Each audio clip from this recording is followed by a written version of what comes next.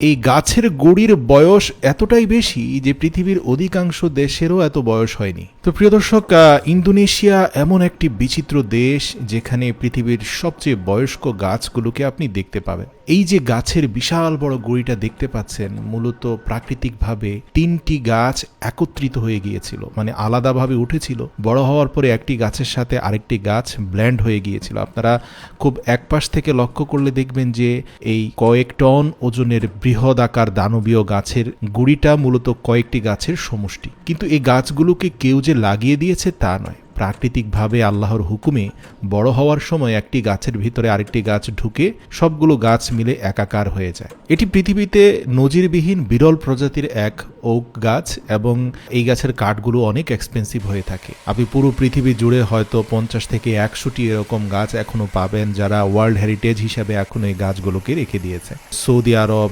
Dubai, মধ্যপ্রাচ্যের যেই তেল সমৃদ্ধ দেশগুলো যেখানে আসলে গণতন্ত্র নেই, রাজা বাদশাদের শাসন, এই রাজা বাদশারা এরকম দানবীয় পৃথিবীর সবচেয়ে প্রাচীন গাছের কাঠ দিয়ে তৈরি ডাইনিং টেবিলে তারা খাবার দাবার খেয়ে থাকেন। এখন আপনার মনে প্রশ্ন আসতে পারে যে এরকম বিচিত্র শখ কেন তাদের? দেখুন, আসলে রাজা বাদশাদের শখের তো শেষ নেই, কারণ তাদেরকে তো আর জনগণের সামনে জবাবদিহি করতে হয় না। তাদের আরামায়েশের ব্যাপার স্যাপার একটু ভিন্ন থাকে। এই গাছের ডাইনিং টেবিলের বৈশিষ্ট্য হচ্ছে এটা কোনো জোড়া লাগানো কাঠ নয়, একটা সিঙ্গেল কাঠের উপরে পুরো টেবিলটা তৈরি করা হয়। আর এ কারণে এই ওক গাছের সিঙ্গেল ও ডাইনিং টেবিলগুলো পৃথিবীতে অনেক বেশি এক্সপেন্সিভ হয়ে থাকে, অর্থাৎ প্রয়োজনের তুলনায় অন্তত 50 থেকে 100 গুণ বেশি দাম হয়ে থাকে। কারণ পুরো টেবিলটা মূলত একটা দানবীয় বিশাল আকৃতির টেবিল হয়, আর সেই টেবিলে কোনো কাঠের সংযুক্তি থাকে না, মূলত একটি সিঙ্গেল কাঠকে সাইজ করে এই টেবিলগুলো বানানো হয়। আর এই টেবিল বানানোর জন্য পৃথিবীতে সেই রেয়ার 50 থেকে 100টি গাছের যে কোনো একটি কেটেই কিন্তু টেবিলগুলো বানাতে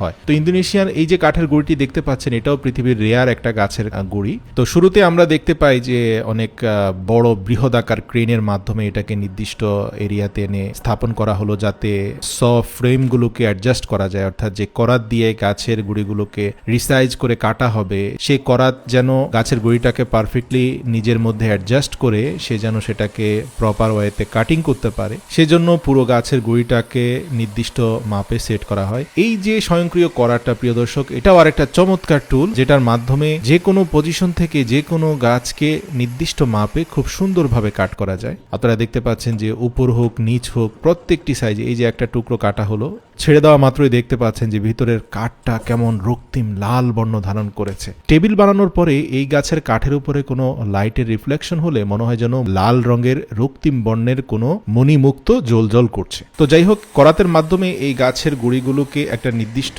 পরিমাপে কাটা হবে যেন সেটা ক্যারি করে বিভিন্ন অঞ্চলে পাঠানো যায়। বিশেষ করে এই কাঠগুলোর চাহিদা আমি যেমনটা পূর্বে বলেছি যে মধ্যপ্রাচ্যের সবচেয়ে বেশি। শুরুতে উপরের দিকের একটা স্তর ফেলে দেওয়া হয় যেটা মূলত পচে গিয়েছে, যেটা সলিড কাঠ, সেটার উপরেই মূলত নির্দিষ্ট পরিমাপে আলাদা লগ তৈরি করা হয়। সেই লগগুলো বিভিন্ন দেশে সাপ্লাই করা হয়। তো মোটামুটি 1.5 থেকে 2 ফুট পুরুত্বের মধ্যে প্রত্যেকটা স্লাইসকে এই নির্ধারিত করাতের মাধ্যমে কাটা হয়। আপনি দেখবেন যে কাটার পরে প্রতিটা অংশকে আবার স্বয়ংক্রিয় ক্রেনের মাধ্যমে আলাদা করে নিয়ে যাওয়া হচ্ছে। এটা কিন্তু একটা দেশে হয়তো সাপ্লাই হয়ে যাবে। তো এই কাঠগুলোর উপরে যখন পলিশিং করা হয়, এরপরে এর ভেতরে দৃশ্য দেখতে অনেক মনোমুগ্ধকর লাগে। প্রতিটা স্লাইসকে টুকরো টুকরো করে এগুলোকে কিন্তু এখান থেকে পলিশ করে চকচকে করে পাঠানো হয়। আপনি দেখতে পাচ্ছেন যে একটা স্বয়ংক্রিয় উডেন স্মুথার মেশিন দিয়ে এটাকে কতটা চমৎকারভাবে গ্লোসি বা চকচকে করা হচ্ছে। উপরের ময়লা আবর্জনার স্তরটাকে ফেলে দিয়ে ভেতরে কাঠের যে লেয়ারটা সেটা খুব সুন্দরভাবে ফুটে উঠেছে। সবকিছু পরিষ্কার পরিচ্ছন্ন করার পরে এটাকে গ্রাইন্ডার মেশিন দিয়ে খুব